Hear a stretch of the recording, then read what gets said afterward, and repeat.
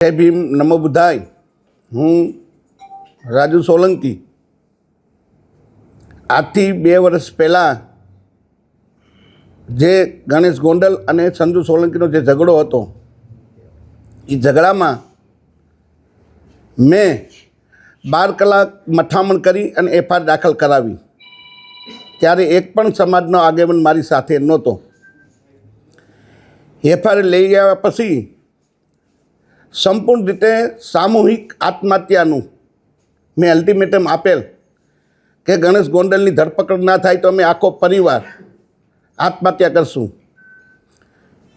એ આત્મહત્યાના સામૂહિક આત્મહત્યાના પ્રેશરમાં આવી સરકારશ્રીએ ગણેશ ગોંડલની ધરપકડ કરી. ત્યાર પછી હું રાજકોટ આવેલો. મારી બીપીની દવા ચાલુ છે. દવા લેવા આવેલો. મને અમારા એક આગેવાનનું જે દેવદાનભાઈ મુસળિયા છે, એમનો મને ફોન આવેલો કે મને અનુરૂપસિંહ બાપુનો ફોન આવેલો છે અને આપણે અનુરૂપસિંહ બાપુને મળવા જવાનું રીબડા છે. ત્યારે હું રાજકોટથી રિટર્ન રીબડાની નજીક હતો ને મને ફોન આવ્યો, એટલે મેં કીધું હું અહીં રીબડાની બાજુમાં જ છું.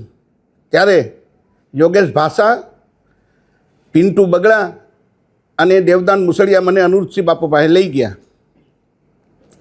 અનુરૂપસિંહ બાપુ પાસે લઈ ગયા અને મને એવું કીધું કે આપણે ગોંડલ જવાનું છે. જેમ જયરાજસિંહ જાડેજાને ગોંડલ ગણેશ રીબડા આવ્યા અને અમારી આબરૂ કાઢી, એમ આપણે જયરાજસિંહ બાપુની આબરૂ કાઢવા જવાની છે.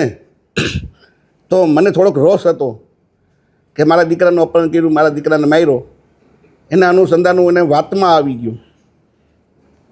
લડાઈ ગોંડલ 20 રીબડાની હતી. આમાં દલિત સમાજને કાંઈ લેવા દેવા નહોતું.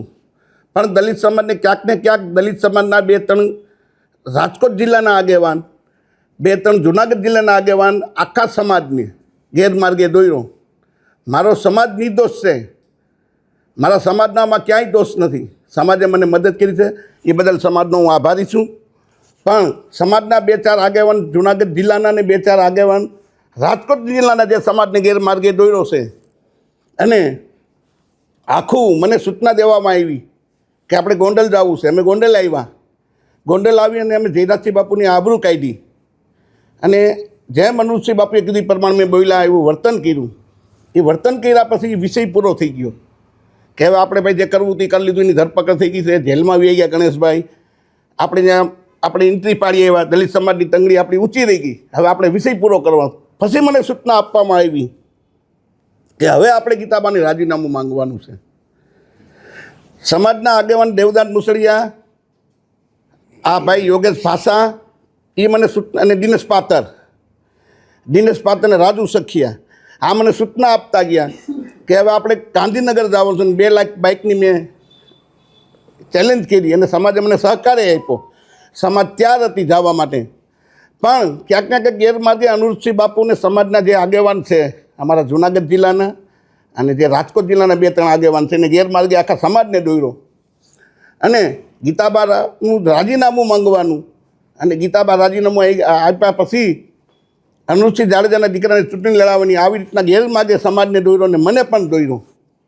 એટલે હું એની વાતમાં આવી ગયો કે આપણા સમાજના આગેવાન છે. આ સંજુ સોલંકી છે, રાજુ સોલંકીનો દીકરો નથી. રાજુ સોલંકી 30 વર્ષથી સમાજ માટે લડાઈ કરે છે.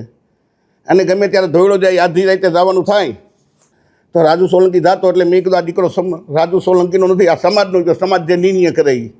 એટલે આખા સમાજને ગેરમાર્ગે દોરવાનું કામ આપણા સમાજના 2-4 આગેવાનું જુનાગઢ જિલ્લાના, 2-4 આગેવાનો રાજકોટ જિલ્લાના અને અનુરૂપસિંહ જાડેજાએ કર્યું છે. અને જ્યારે મારી પર ગુસ્સીટોક થઈ, મારે સમાજને પૂછવું જોઈએ, 100% પૂછવું જોઈએ. આ સમાધાન કર્યું છે મેં, તો મારે સમાજને પૂછવું જોઈએ. પણ ક્યારે કે સમાજે મને મદદ કરવી તો 100% મારે સમાજને પૂછવું જોઈએ. હું જ્યારે જેલમાં ગયો, મારા આખા પરિવારને જેલમાં નાખી દીધા.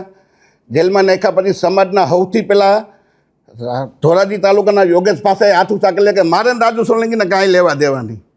બીજા નંબરે દેવદાન મુસળીએ ક્યાંક ને ક્યાંક સમાજ તો ત્યાર હતો. એક એવું મોટું આંદોલન જવા થઈ રહ્યું હતું કે તમે ઊંડાકાંડને ભૂલી જાવ એવું મોટું જબરદસ્ત આંદોલન થાત તો રાજુ સોલંકી ક્યાંક ક્યાંક મોટો થાત. સમાજના આગેવાનો કપાત હતા એટલે આંદોલન ના કર્યું.